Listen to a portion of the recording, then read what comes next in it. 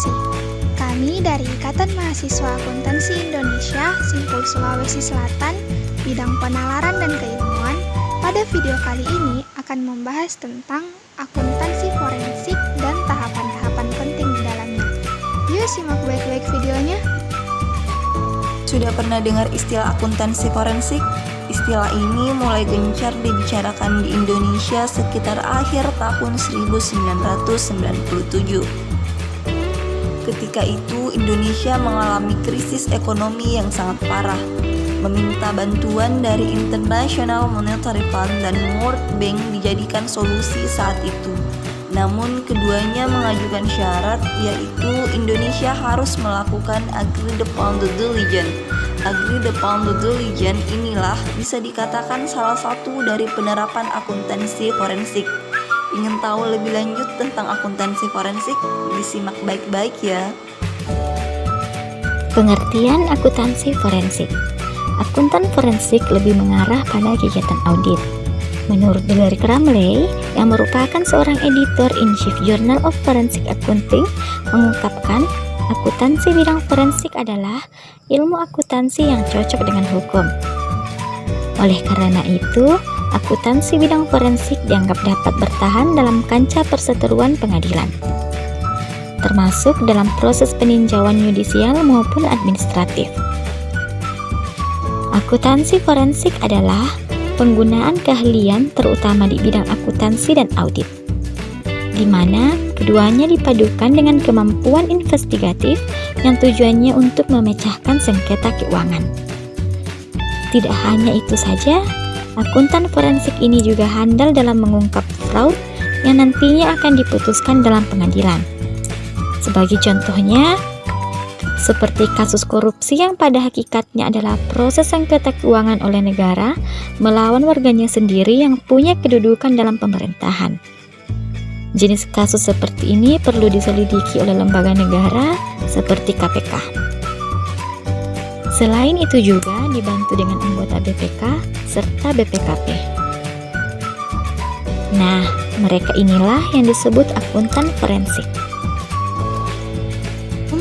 Tugas seorang akuntan forensik dibagi menjadi dua bagian, yaitu 1. Jasa penyelidikan.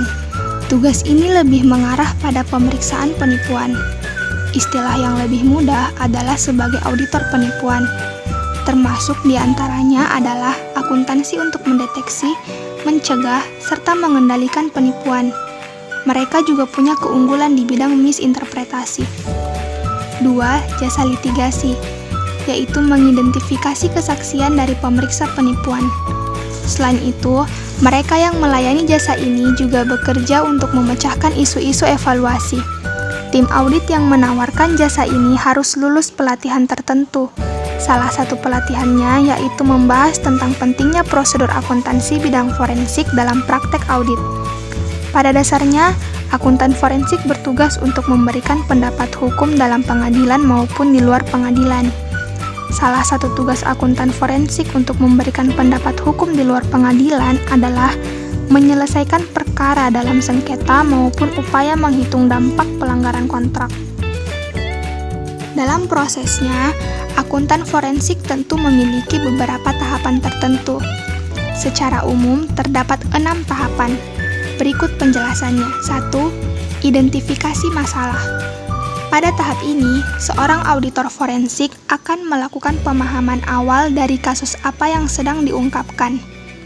Melakukan pemahaman awal ini bertujuan supaya mempertajam analisa serta spesifikasi ruang lingkup. Dengan begitu, proses audit bisa dilakukan tepat sasaran. 2. Pembicaraan dengan klien. Pembicaraan atau wawancara dengan klien ini merupakan tahapan terpenting dalam proses akuntansi forensik. Dalam tahap ini, akuntan akan melakukan wawancara dengan klien terkait kriteria, lingkup, limitasi, jangka waktu, serta metodologi audit. Langkah ini dilakukan supaya tercipta kesepahaman antara auditor dengan klien. Mengapa tahap ini penting? Karena dengan keduanya punya titik kesepahaman yang sama, proses penyelesaian kasus akan berjalan lebih cepat serta tepat sasaran. 3. Pemeriksaan pendahuluan. tahap di mana auditor akan mulai mengumpulkan data awal serta melakukan analisa, hingga didapatkan hasil dalam matriks 4W plus 1H. Jika matriks ini sudah dikantongi, maka akan diputuskan untuk melanjutkan investigasi atau tidak. 4. Pengembangan rencana pemeriksaan. Dalam tahap ini, auditor akan melakukan penyusunan beberapa hal, mulai dari dokumentasi kasus yang dihadapi, prosedur pelaksanaan dan tujuan audit, serta apa saja tugas individu dalam tim. Setelah rapi disusun akan menghasilkan sebuah temuan. Temuan inilah yang pada akhirnya akan dikomunikasikan oleh para tim audit dan klien. 5. Pemeriksaan lanjutan. Merupakan tahapan di mana auditor mulai mengumpulkan bukti. Pada tahapan ini, sebenarnya proses audit sudah mulai berjalan. Para auditor sudah mulai melakukan beragam tekniknya untuk mencari kebenaran adanya fraud serta pelakunya. 6. Penyusunan laporan. Terakhir adalah proses penyusunan laporan.